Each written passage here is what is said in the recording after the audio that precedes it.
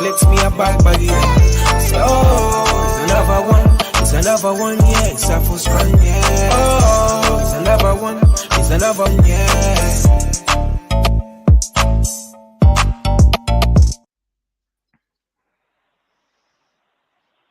Hello, darlings. Good evening. We thought we'd. By the way, the darlings are the fans in the audience, not you. You're a darling as well, but I wouldn't say it that way to you. No, but you did. You did. And flattery will get you everywhere. But how are you, Rah? What's going on? A little bit tired. First few days of Ramadan, getting up at 4 a.m. for brekkie. Oh yeah, Ramadan Mubarak. Thank you, brother. And so the hunger ain't a problem. Skinny guy like me, I can't eat much anyway. But I miss my morning coffee. Yeah. Oh no. That's it. So a little bit drowsy, but bunking off work tomorrow, and then of course Saturday. First big show of the year, I suppose, isn't it? Would you agree? The first really big card of the year here in the UK. I would say was there a bigger one? I mean, when you talk about, was it? Oh yeah, I mean, don't get any bigger than our cash. It doesn't, honestly. Obviously, representing the Muslim community is our Cash Ali. Also, the shark community as well. So you got to give it up to my guy Cash, man. Cash is one guy. I feel like I'm gonna see him fighting someone just every so often, in like 5 or 10 years time. So I think we can all let's clap it up. Let's clap it up. You know what? You know who Cash Ali should fight? Everyone. Manuel Char. Charles, he did the same tactic as Charles. No, he's not. Like, you know what? He needs that step up. He needs Chris Lovejoy, and then if he beats Lovejoy, then he might be able to get the main event at that casino. Okay, so yeah. We're talking about the Resorts World Casino, yeah, not a Las Vegas casino. Mate, only the best from my mate Cash Ali for fuck's sake. So how are you, Ricco?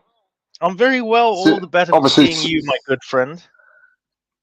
Well, that's nice to know. So you and our new brother, Neutral, you spent the night together, didn't you? Last. Why do you say it like that? Why do you say what? Well, there's two. When it's family, it don't matter. You share a room. Yeah. You laid it on a bit too thick, as the kids would say. Okay, very thick. You guys had a good trip to London. Of course, you came up for Shiesty. Big up Shiesty. Great watch party she had. We won't. I don't think we need to go over the AJ fight. I think it's been talked to death. Spoken about it, yeah. It's been talked to death. Another. But Shiesty does do those great, great watch parties. So look out for the next big one. I guess she might do one for the Undisputed Heavyweight Championship of the World, which I plan on going to if it happens. When it comes to Tyson Fury, as we've seen the horrible news earlier today, fights get cancelled. Before we go into the main point, Catterall Taylor 2 is postponed yet again. Not a good sign. Taylor is just injury prone now. Is that a sign that he's really now on his way out? I think he's not helped himself in the sense of he's not really had the eye of the tiger, because he's been in denial ever since that Catterall victory. He's just not been himself, even when he fought Tio.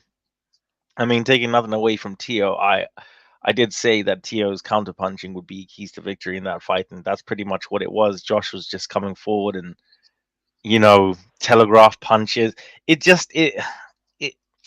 He's just not been the same since he had captured that undisputed title. I think he thought that since he had gone to America, and it happens quite a lot. You go to America, conquer, become undisputed in America, come back, you're fighting domestically, you're fighting Jack Carroll. It's only Carroll. You go in there on the night, and look what happened. And then you are in denial at your own faults at that night, because if he thinks that he won that fight, I don't see how you can be motivated for training like that. Like, that's the type of fight and the type of win that you have nightmares about. I want the feet. Yeah. Anyway, let's see if it happens. I was tipping Catterall before, and now I am more so. So anyway, let's see. There's a lot of water that can pass under the bridge before then. But Saturday, Birmingham Resorts World Arena. Look, see, neutral. You missed us already, even though you spent the night with Rico. Yeah, man, that must have been some night. He shot off early. Lovely. Big Big up virtuoso. Big up Viso in the building. Big up everybody obviously tuning in. But no, it was a really great night. Big up Stevie, obviously. Yeah. 750 falling over. Drunk. Yep. Big right hand. Yeah, Meanwhile, I saw your score on that. Are you okay? How's everything? No, my shoulder's still frigging hurt. I can't lift my left arm up now without it hurting. So hey, listen, I knew that I ain't cut out for this. Some of us are meant to just be fans. I knew that 30 years ago when I walked into Finchley Boxing Club, the same place Anthony Joshua walked into. I thought I'd go in there, impress girls. Couldn't fight a lick and didn't impress girls either. So, but Shiesty, big up Shiesty, she's in the crowd. Shiesty, tell me, I'm impressing girls now though, right? Not with my punching, but my other traits. Anyway, boxing. Some of us are good at fighting. Some of us are good at talking about fighting. So I'll stay in my lane. Rico, you coming to Birmingham on Saturday? Yes, bro. I'm there. Right. So big up to you. Look, Joe Joyce. What is it? A year ago, he looked like he was on the brink of. So my eyesight. You're gonna have to read out the comments for me because I can't actually see. I am not reading lies, okay? Not when Ryan Garcia is trying to, he's trying to take all of us out of the matrix right now. So yeah. Joe Joyce. Joe Joyce. Imagine that. Look how things change in the space of a year. He was on the cusp of being involved in all these really big heavyweight title fights. Now he's got to have a tune-up against Cash Ali, who hasn't looked great. I don't know what he's done. He lost to a journeyman last time out, didn't he? So that's what he's reduced to. But is this a case of Joyce? He wins this, he'll be in the mix with some other big names, if nothing else. He's still got some good wins on his roster. In particular, the win over Parker that has aged like fine wine. Bit like you, Neutral. So, yeah. Can Joyce do what Parker did and come back and get himself back in the mix? I might get some odds on the bookies for this scenario. Now, walk with me. Right. 6th round in. Okay. reaching the final moments. Cash Ali is sweating buckets. Literally, no air is going through those arteries right now. There's only one option for him: bite Joe Joyce's neck. Okay, disqualification. I think there's an 80% chance of that scenario of what I just said happening. Steve, what do you reckon? Do you think last time when he fought Price, did he bite to get himself out of the fight because he knew he was about to get knocked out? Absolutely. Sorry, who are we talking about here? Mate, Cash Ali. So whoa, Stevie, have a bit of respect. It's I thought he's talking about Joe Joyce. No, mate, it's the Cash Ali. Okay, let's. Yeah, I don't. Well, to be fair, look, Cash Ali's one of them guys you know of, you've heard of, but you've never actually seen. He's not exactly TV friendly over his last few years, so this is a run-out, tune-up, call it what you like. For Joe Joyce, this will be over within 5 rounds by knockout, announcing that Joe Joyce is back on the scene. And I'm hoping for Daniel Dubois and Joe Joyce to have a rematch in 2024. Oh, okay, interesting. Questions to be answered, gentlemen. It's interesting. Joyce Dubois would be fascinating. Personally, I think Parker has nice little moved on. There's a nice little pool of all of them. Yes. Didn't cash bite someone in the ring. Yes. No, he never bit his ear off. He tried to bite his neck off. His shoulder or back of his shoulder or something. He gave him. I think he did it 3 times.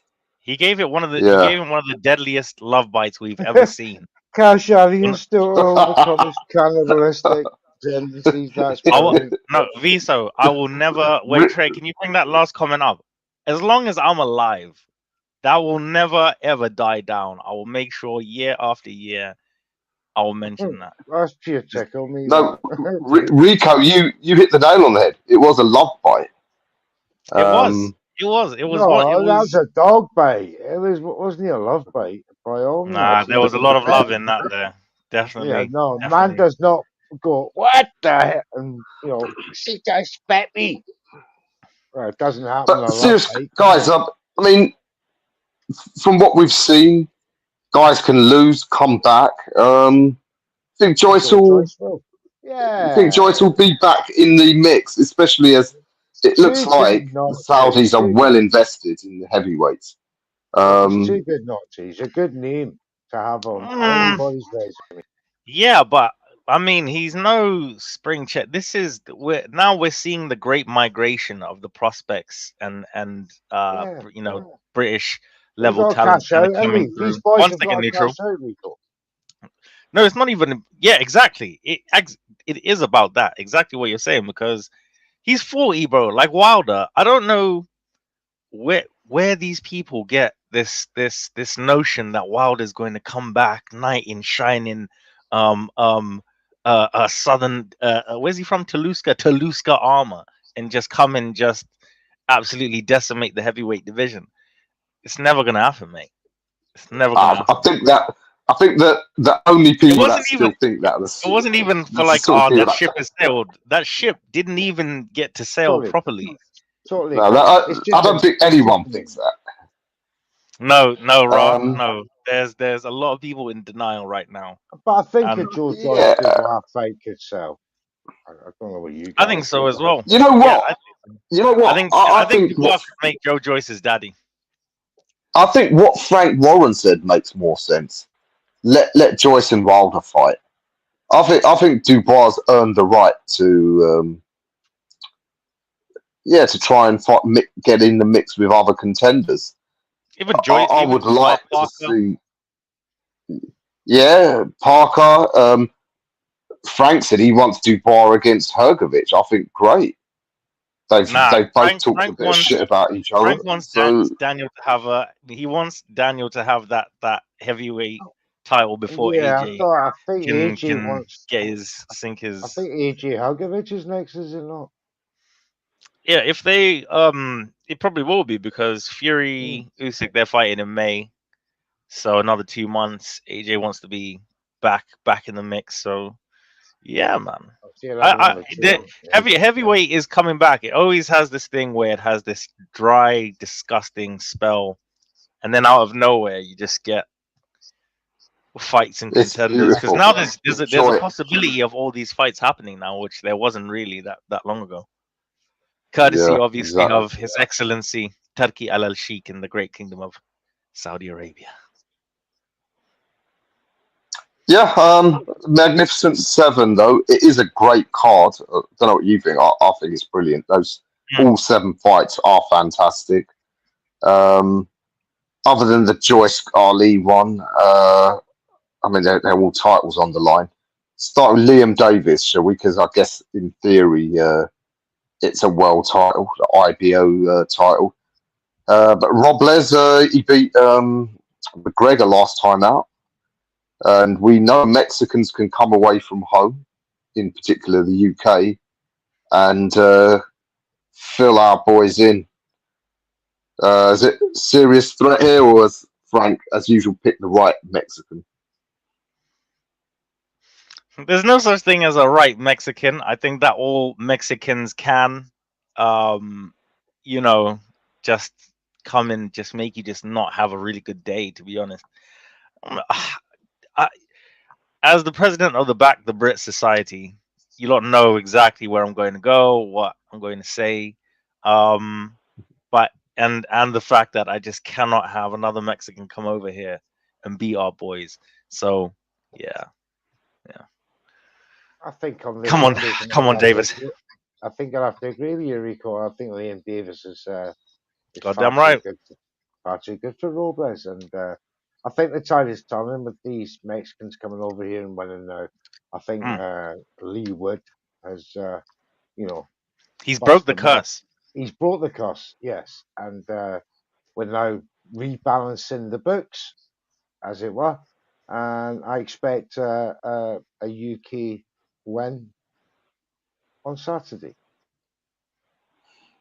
Yeah, okay, let's see. I mean, if Liam Davis is serious and about mixing it in with the world level, you've got to get through a Robles who hasn't proven he is really world level. Of course, the head honcho is Naoya Inoue, who apparently Robles is sparring with, presumably because he's stylistically similar to Neri. But I don't think there should be any talk of any of our British fighters fighting Inoue. However, the good news is he'll probably vacate not after Butler. I think he'll beat Neri and then MJ, and then move up to featherweight, which means at the end of the year, guys like Davis, if he keeps winning, could be in the picture for picking up a vacant belt. There you go. That's their best bet. Let's be real. No one in the UK is dislodging Inoue. No. Although that said, I do still think Inoue is going to get an upset defeat soon, but that's a different story. We won't go off track. So we all think, we think Davies. Huh? Has Inoue got any more business at Super Bantam? Murad John Akhmadaliev. That's who he said he'll fight after Neri, and that's why I think he's going to lose. I think he's going to lose one of those 2 fights because he just thinks he's invincible. He thinks he's looking ahead. He's looking too far ahead. When fighters do that, that's usually when they get upset. But when certain fighters listen, when certain fighters say that, yes, there is an air of we don't believe you. But that little Japanese man over there has magic powers in both hands, bro. Okay, we've seen the bodies that have been laid down at that man's behest. Okay, and that's what makes it going 12 rounds with him. What was it, Donaire? Going all 12 with him, fucking sensational, bro. Because he's been laying waste to everybody, Fulton, everyone, and he's just like what, double undisputed in 2 years. And he's improving. and he's getting better. Rico, you've been watching too much anime and Yu-Gi-Oh and all that. You've not been watching enough. stuff. You've not been watching enough because you're seriously sounding freaking crazy right now, bro. Okay, you need to check yourself before you wreck yourself. Inui is coming out of Japan, right? Both fists filled with dragon's blood. Okay, Neri or Akhmadaliev will upset him. And you keep that picture up. You keep that picture up. Okay.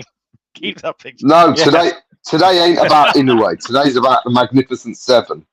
So, all right. So, something for David to look forward to. I'll tell you, for me, the fight I'm really interested in seeing is McCann against Strand. Strand, of course, is from that same Everton Red Triangle gym that Nick Ball's from. Did you watch the stylistically totally different? Yeah, great bands between them. McCann, of course, he was a few years ago. He was being hyped up as like the next star, and then he's had a few less than convincing performances. And personally, I don't know, was you there, Rico, when he drew with Baluta at York Hall? I personally thought he got away with that. I thought he got away with it. All of us on the side were like, he's gonna get a draw. It's gonna be a draw. You just because I'll tell you like over air. But it was when you say written all over it, mate. It was written all over that it was a draw. But you know what? I really rate McCann though. I really rate McCann. I really like that kid. Spoken to him. I feel like he's a great kid. Great talent. Just needs to kind of get the momentum train back up, and I think with a proper win in Birmingham this weekend, I think we can all get back on the McCann train. I love the look though. I know my guy was saying, "Oh, you look like you're going to the races, lad. The races." I was like, "Nah, man. Let him come in dapper, bro. Let him come in dapper. Do your thing." Rico, don't ever try and do a Liverpool accent again. Okay? I mean, Steve, what accent was that? You live in Liverpool and you're from Scotland, and it turned into some sort of. Anyway, I don't know about you. I think Brad Strand is going to pull off the upset. I think he's actually technically really good, and I think he'll frustrate McCann. And this time, because they're both with Frank Warren, I don't think McCann will get some hometown favours on the scorecards. I think it'll be close, probably controversial, probably a split decision. But I actually think Brad Strand. I think he's gonna pull off a bit of an upset. I mean, is it really an upset? It's only an upset in the sense that McCann is more well known, but Brad Strand he's got a great amateur pedigree.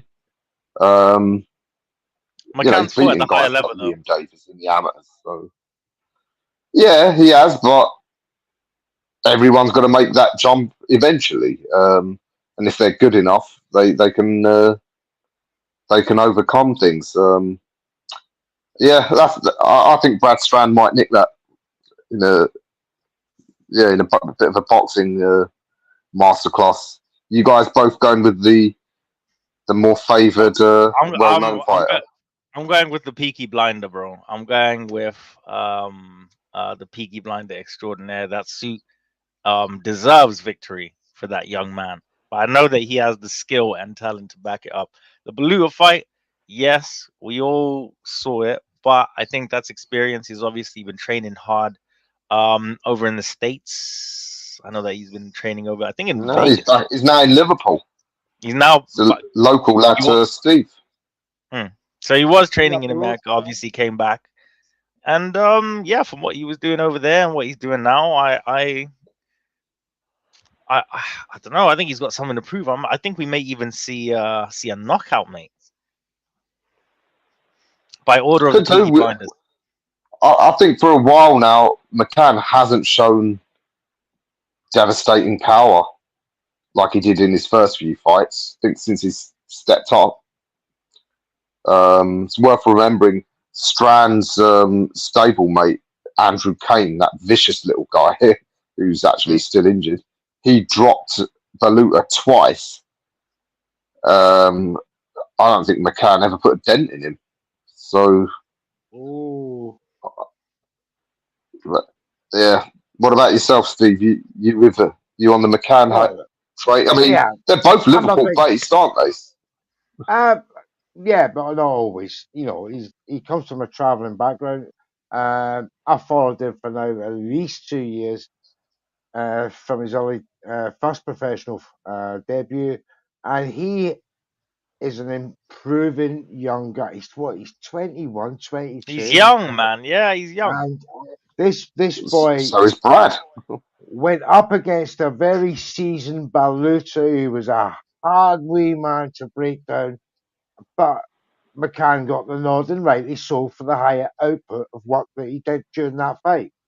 However, Brad he didn't get the nod. It was a draw. It was a draw. Yeah, sorry. When people had him down, he got the draw. I thought it was a draw. Ricco, I called it in the group chat. That's a draw. So it was always going to be that from the 12th round. However, I don't think Brad Strand beats Baluta in a competitive. Baluta is very good though. People really don't. Baluta is very underrated, man. So I'd be very surprised if Strand comes through and beats young McCann.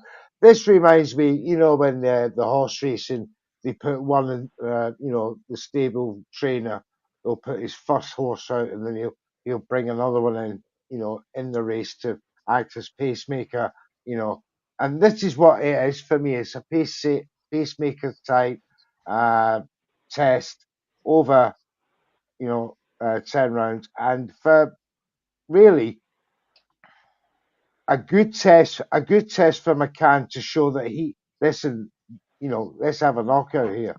Like you said, if he doesn't get the knockout, then it could be one a bit difficult later rounds for Dennis, as he showed against Baluta. So, but I've got faith in Dennis. I'm sure Frank knows what he's doing here, and he said, right, there's a good step up for you now. Be consistent, and let's see where you go from there. But I'm expecting Dennis to win. All right, I disagree with you that on your theory that Strand wouldn't beat Baluta. I think he'd actually handle Baluta easier just because styles. He wouldn't get involved in a shootout with Baluta. I think he'd just box safely and get a fairly wide decision. Right. You're not. Baluta was actually walking. He was like Dennis was coming forward more, obviously, but Baluta did have to kind of chase him down at times, and with obviously the exchanges. Yeah, but McCann isn't. That ain't his natural game, like moving away.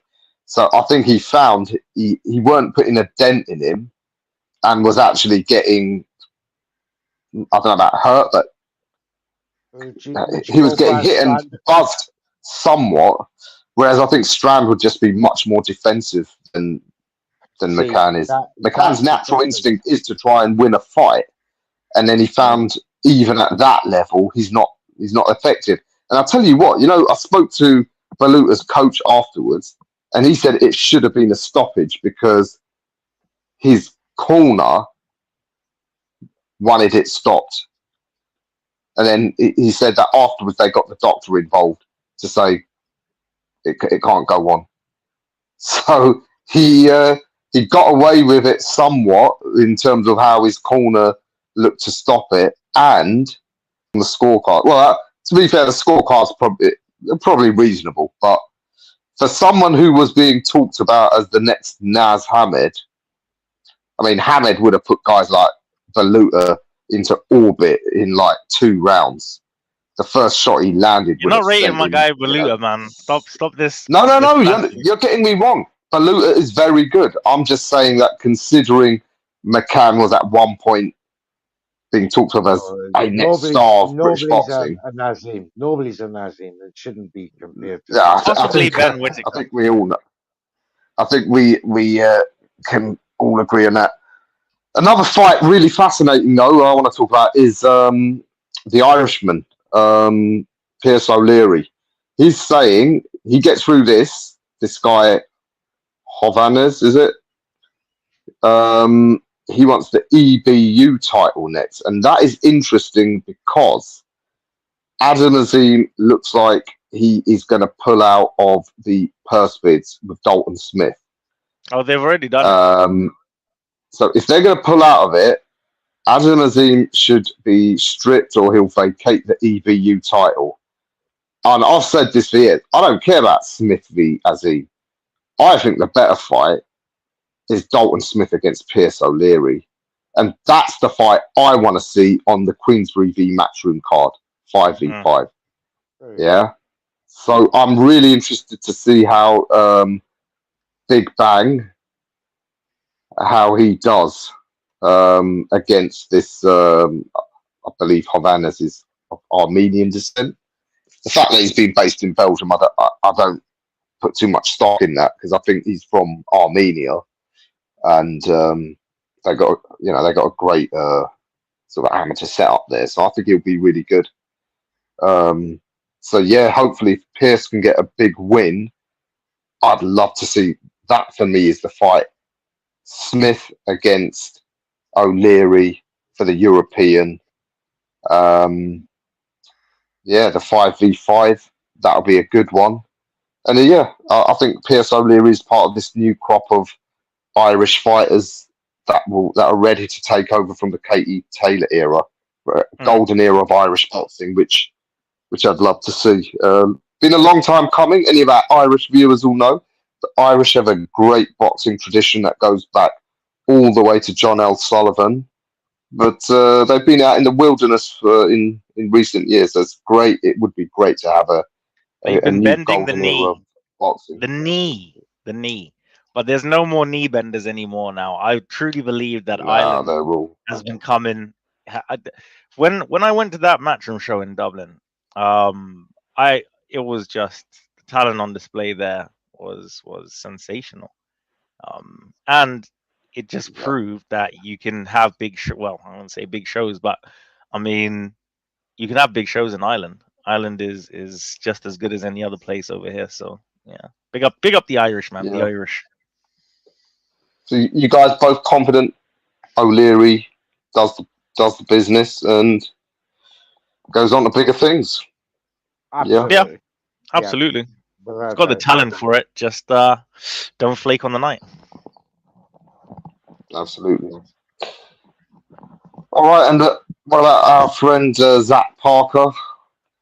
Thought he went out against Ryder somewhat disappointingly, the hand injury. So super middleweight's a hot division. He's got some work to do to get himself back in the mix, which means anything less than performance. I can't see Zach Parker beating Mbili. I can't see him beating Morel.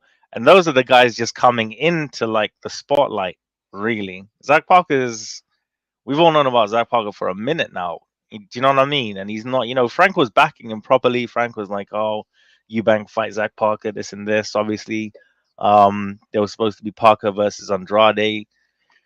It's just the momentum train's not really been there, and the fights that he has had haven't been. Do you know what I mean? But that's down to I think that's down to consistency, man. I think that's just down to activity. Like the thing is with a lot of these fighters, not just kind of diverting into this, but we've all seen what activity can do for you. Zach Parker should really be fighting 3 times a year, 4 times a year. I know that he's been obviously getting injured, but if your body's not there to where you need to be to be consistently fighting every single year, I don't know, man. I think that the longer you're inactive, the bigger the statement you have to make when you come back if you want to go up the rankings once again. If Zach Parker has a tremendous showing on Saturday and knocks out his opponent, then all of a sudden the train. He's back on the train. It's like he's hitched a lift off a hobo, and he's back on the train because a good statement win on Saturday will reignite where his role within the 168 division is to be, and the rankings will reflect on that.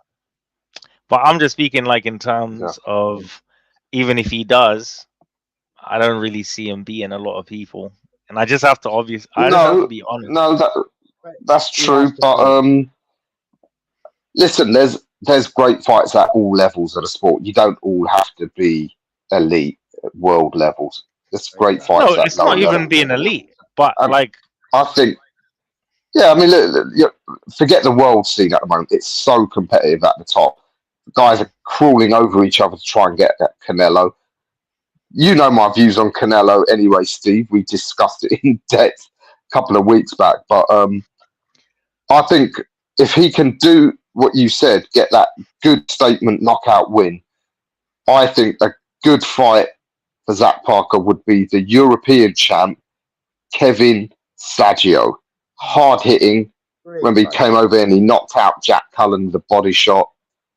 He looks like he's struggling to get big fights. So I say, how about him? He's unbeaten. He hits hard. Zach Parker hits hard. You know, they might only be European level, but what a European title fight that could be. You've got to test them. As you said, Steve, he needs a good win against Tyrone Zuger. Is it Zuger? Rocky Fielding beat him years ago. Mate, so if you're not taking anybody that Rocky Fielding took out, bro, get out of here. Don't be disrespectful. Don't be disrespectful. I'm not being disrespectful. I'm being realistic. No, wait, hang on. Right. I was trying to say I'm not being disrespectful, buddy. It's honesty. It is just true facts.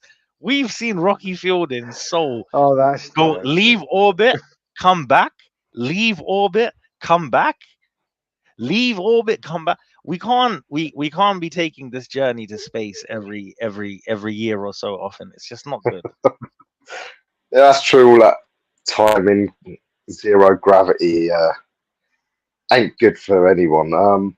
He was moving. All right, well, Zach Parker, he needs to produce the goods. As Steve, you hit the nail on the head. The longer you're out, the bigger the statement has to be. Unless if you're willing to do, which few of these guys are, it seems, that is take a big pay cut, go on some small hall show, and stay out of the spotlight until you're ready. But these guys, if they want to be back on a big TV show, you got to put on a statement and a big one. So that's what we're looking for from Parker. So yeah, who else we got on this show? Any of the other fights draw your attention? Just a real quick one there from Viso. Big up my guy Viso. I want Canelo to retire as soon as he knocks out Benavidez. I want to see the sport flourish without Canelo. No disrespect, but these fighters need to start waiting. You're absolutely right, bro. Fantastic. That Canelo payday has been a gift and a curse. You know, a gift and a curse.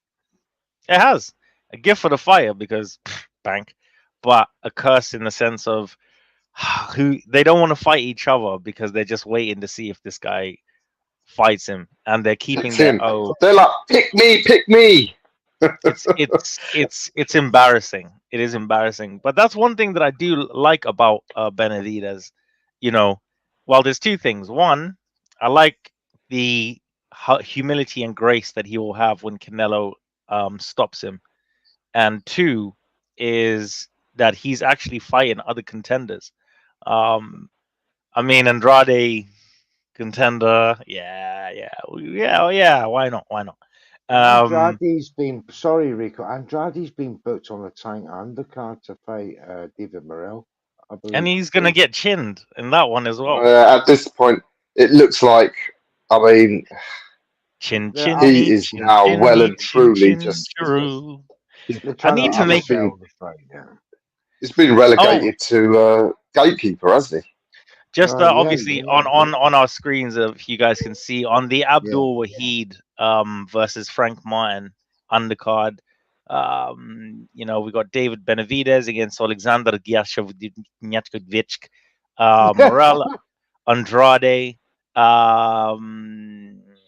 De Los Santos, and Valenzuela. It sounds like two drinks Decent in it, card. like two cocktails. It sounds like two cocktails. Can I get the De Los Santos and Venezuela, please? And I'm extra looking tequila on that forward to Venezuela. Santos again. That's a decent card. Decent card. It's not bad looking actually, that card.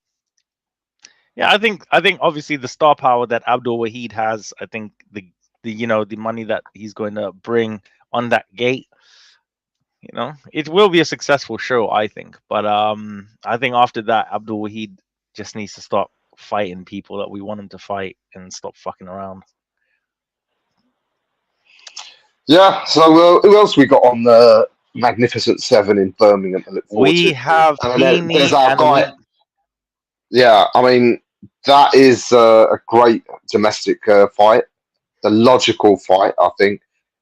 I've always thought, what's the point of becoming English champ or Celtic champ if it doesn't then put you in line for the British champ? So this is a rare occasion it has. I know Brad Paul's local. He trains locally to me, even though he's from Cornwall. But as you know, there's not much going on in Cornwall. So it would be great if he could do it. He's up against it though. I mean, Heaney. Sorry, yeah, Heaney. Heaney, but he looked more like Heaney last time we saw him. I think our friend Darshan said that, didn't he? Yeah, Heaney looked Nathan amazing, Heaney. bro. Heaney, I haven't managed to talk to him about it yet, but I don't know if did he always have that in his locker to be that sort of slick boxer, because we've never seen it from him before in his career. So did he always have it, and was he just? Has he? That comes from training. That comes from. Was it, or was it that he was only ever showing first and second basic gear? Skills?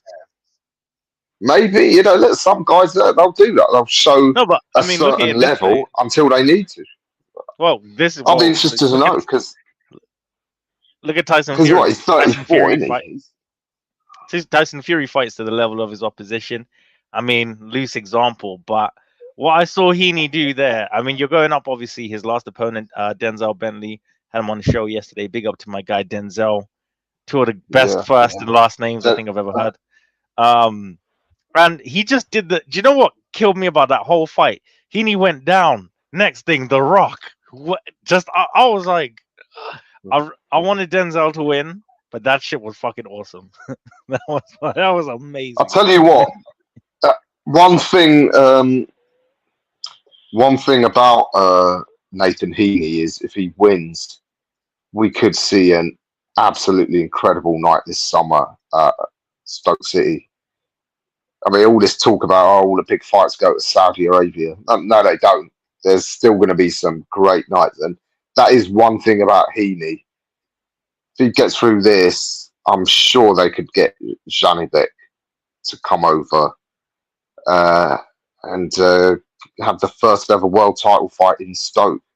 What a night that would be at Stoke City. Yeah, that would be that. Can you imagine, Rah? That would be a serious I mean, show. I tell you, I've made this point on Twitter, and even some American analysts agree. It'd be the best night Janibek will ever have in his career, because you look at middleweight, of all places. Yeah, I mean, at middleweight, none of the fighters can sell. I mean, has anyone heard of Adames and Lara? Does anyone even care that Lara's got one of the middleweight titles at the moment? It's like, nah. I mean, people might scoff at this, but I actually think it's entirely possible. Nathan Heaney has the best support base in the world at middleweight. Can you think of anyone else? How many tickets did he sell? 2,000. Yeah, and that's just like personal contacts. If you get me, who's selling 2,000 just out of their pockets, bro? That's like 2,000 people. 2,000 people from your pocket. That's not even people that are just. sensational. I think I Frank think is Frank. Eubank was is a close one to Nathan worldwide. Yeah, I mean, I don't. But the thing with Eubank Junior is his career's like up in the air. Mate, please It's do like, not even get will me. he? Won't he? Do we even know what Yeah, he's doing? He it's the he had the names chance to around. take the Janibek fight, and he didn't take it. So Yeah, Eubank I is mean, fighting Terence Crawford, and Terence Crawford is going to absolutely send that man not only to Pandora with the avatars, okay, he's going to send him to another universe like Doctor Strange in the multiverse of madness. We're going through all those pocket dimensions until he comes back. That's what Crawford is going to do to that man. he's going to And Tatooine. he's going. not happy with that fight at all. But Listen, it's not. It's at the moment. It's just talk. Let's hope it don't no, happen. it's I'm almost hoping it signed, don't bruh. It's almost signed. And to be honest with you, this is the exactly the type of Chris Eubank shit that I'm accustomed to. Because you know what? No, do you know what? I didn't want to have. No. I didn't want to go. Every time somebody brings Christopher up, okay, I always say, do not bring that guy up because it always gets me flustered like this. I don't have anything against Christopher. I happen to Really? think that he could have been a great fighter in his own right. He could have been Chris Eubank Jr., you know, but he didn't listen. He almost picks his opponents from looking at a fucking star chart or going to some shaman in America to try and pick his opponents for him. He's so random. There's nothing about legacy unless collecting all of the IBO middleweight championships or super middleweight championships are the one. He's just never had consistent structure in his life. And yeah, you know what? I expect that of Junior. I'm more disappointed in Bud if he takes this. But Bud, you're better than this. When you wasted your time with this he's shit coming for? from 147 to 160. Like I get it from him. I get it. But Chris has no excuses. Stepping stone. Yeah. He's literally getting 147s and 154s to come up to 160 to fight him. Does this man have no shame? I rest my case. I ain't got the energy to get annoyed. There was no retort. No, Rah. No, there was no retort. There was a rhetorical question. Well, this way, it's easier. I just think I'd rather not talk about it. Yeah, because you know how I get. But anyway, but yeah, the British middleweight fight. Would you guys like to see that if Nathan Heaney wins?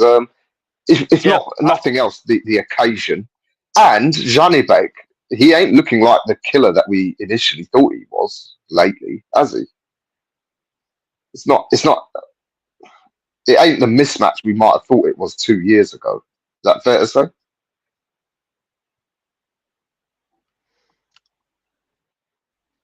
Yes. Wait, what did you say? Sorry, I was reading something. My bad. I had a bad poker face. No, I was saying that if we could get Janibek for a world title fight at Stoke City, it's seeing how much Heaney's improved. I don't think it's a bad fight. No, I don't think it's a bad fight. I think Janibek. I think Heaney might win. Do you know what? I think I'll probably have the biggest case of back the Brit syndrome if that fight does happen and does get made, because I will be championing my guy Heaney for that 150,000. I don't know. He just really impressed me in that Denzel fight. Obviously, Denzel has been up to world level. Without that, that's what I'm saying. So it's impressive. Not the mismatch. I was very, very impressed. I don't find it to be a mismatch at all. In fact, I give Heaney every opportunity against Janibek. Yeah, I mean, middleweight is not good. Middleweight isn't it's the shittest that it's been in a long time, Rah. Like honestly, it's bad. Exactly, it's really bad. If they're putting Chris Eubank Jr. as number 1 in the WBO, shit is fucking WBC. Told you I don't want to talk about it. Yeah. Listen, he's on the so unforgiven list. that's the Magnificent Seven card, which is a terrific domestic card. But there's another card on Sunday, intriguing. Dillian White's return over in Ireland. Yeah, Despair. We're going to talk about Christian Hammer. Despair. So, I quite agree. That is correct. That's interesting to have him back. I can't wait for the body snatchers to be back. I've missed him. Sorry, I've missed him, and missed him. Although he's an idiot for feeling the chest and all the rest of it, but he's a likable character, and I love Dill. I think you know what? His outside personality is brilliant. He's just he is himself, and I like people who are just themselves. I've got so much love for Dean White and Black Box Promotions, man. Big up to them. I think they're gonna have a show soon. So I'm gonna try and go to that one actually.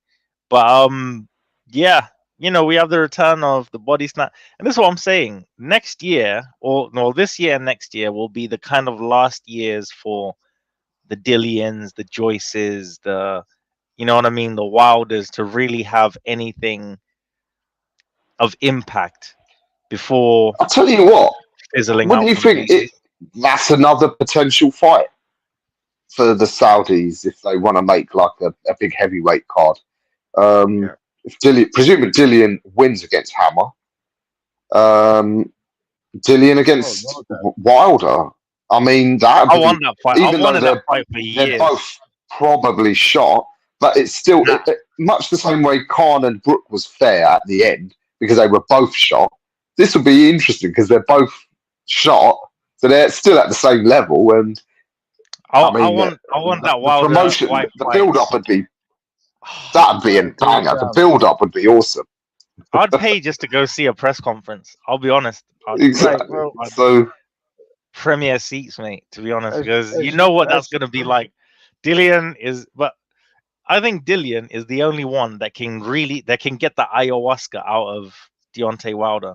I think he's the only one that can get the drug. I'm going to tweet this actually. I think Dillian White is the cure to that psychedelic drug infused ayahuasca. that psychedelic drug infused weekend that he can't get out of his fucking noggin. Okay, Dillian White, go save Wilder, beat Hammer, and go save Wilder. Okay, because I tell you that is yeah. Obviously, there's the fact that it's in Ireland does raise questions, but we haven't seen him say anything about the licensing. I mean, we might be reading.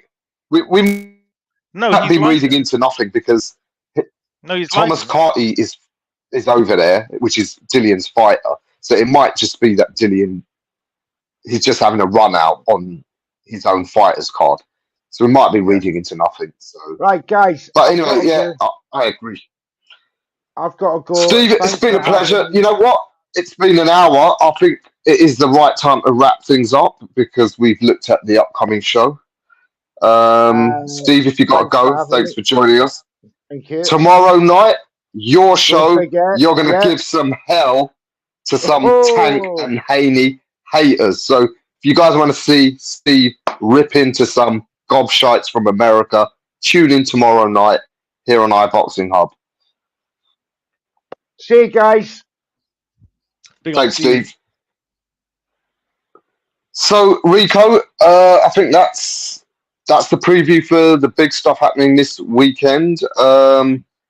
Before we wrap up, of course, we have to always give our beloved sponsors, D-Rock, their shout out. If you use the code iBoxingHub24 discount code over on their website, you can get the same attire that the great Joseph Parker, the WBO interim heavyweight champ, same outfits he's got. My one's on order. Yeah, extra small, of course.